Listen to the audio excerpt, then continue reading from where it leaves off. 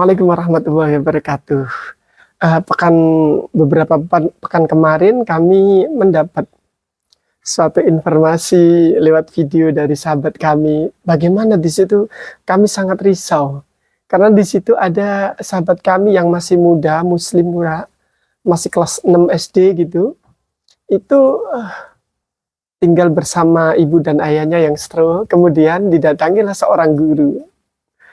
Guru ini punya misi, dia memurtadkan anak-anak muda dengan pendekatan-pendekatan sosial. Wah, keren nih ya ceritanya. Saya lihat, oh gini caranya nih orang main gitu kan.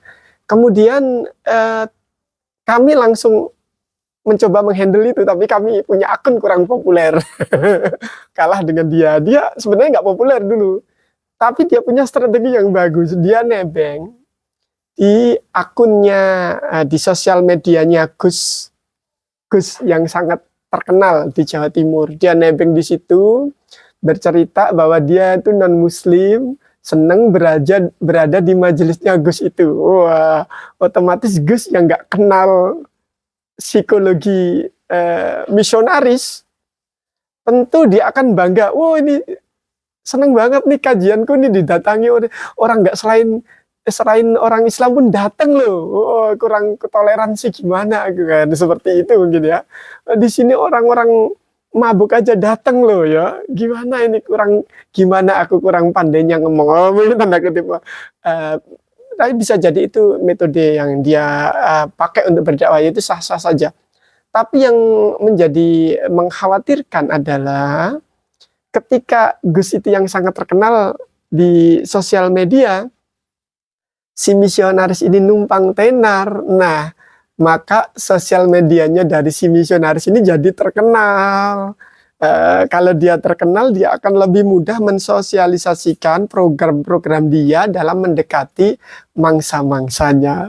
Kali itu masih anak muda, kelas 6 SD, didatengin dengan narasi ini anak ini berbakti loh, ini ngerawat kedua orang tuanya yang sakit loh, seperti itu kan, banyak yang simpati. Akhirnya kemudian dari Muhyiddin, dari Gus yang sangat terkenal di Jawa Timur itu simpati membantu dia, ya baguslah, langsung ke penerima. Tapi yang kemudian yang kami sayangkan bukan itu, tapi di kemudian harinya si guru ini, dia karena profesinya sebagai seorang guru sekaligus misionaris, maka ada program Youth from Christ, jadi muda masuk Kristen semudah mungkin gitu. Dia mendekati anak-anak muda ya, usia-usia SMP, SD, dengan kemudian dia ini guru-guru SD ya.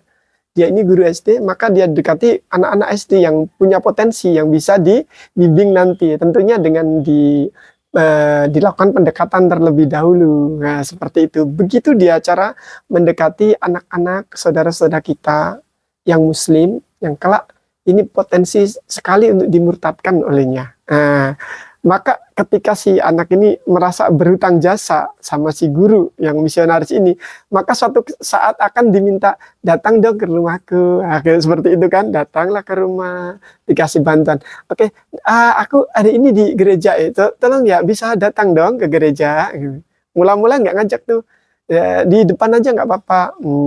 Setelah di depan, besoknya lagi akan beda ceritanya. Oh, ayo dong ikutin aku di gereja di dalam, step by step. Lihat itu. Akhirnya masuk ke dalam, terus dikenalkan seolah-olah welcome, mereka seperti itu. Akhirnya lama-kelamaan si anak ini bisa diberikan pendekatan berupa dikasih beasiswa sekolah. Mau nggak tak sekolahin? Mau nggak ini sekolahnya gratis biar kami yang nanggung, seperti itu.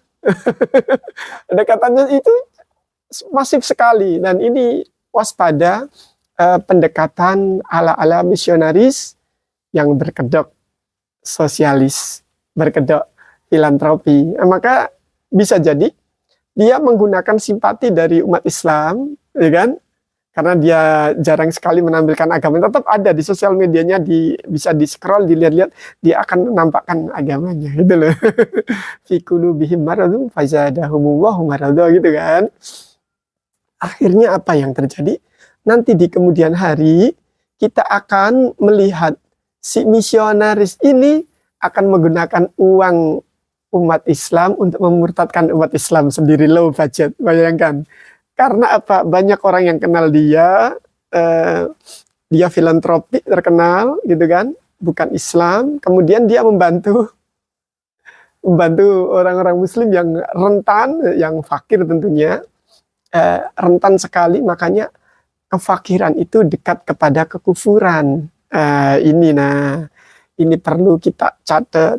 Maka kita perlu waspada siapa yang berteman dengan anak-anak kita, saudara-saudara kita.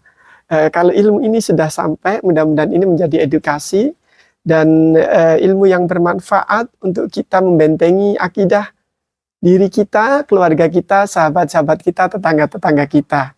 Waspada terhadap pemurtatan di usia muda. Oke, selain itu juga ada modus lagi pemurtatan berupa memacari saudara-saudara kita atau keluarga kita yang muda dipacarin oleh orang non-Islam, orang-orang kafir itu macarin mendekatannya.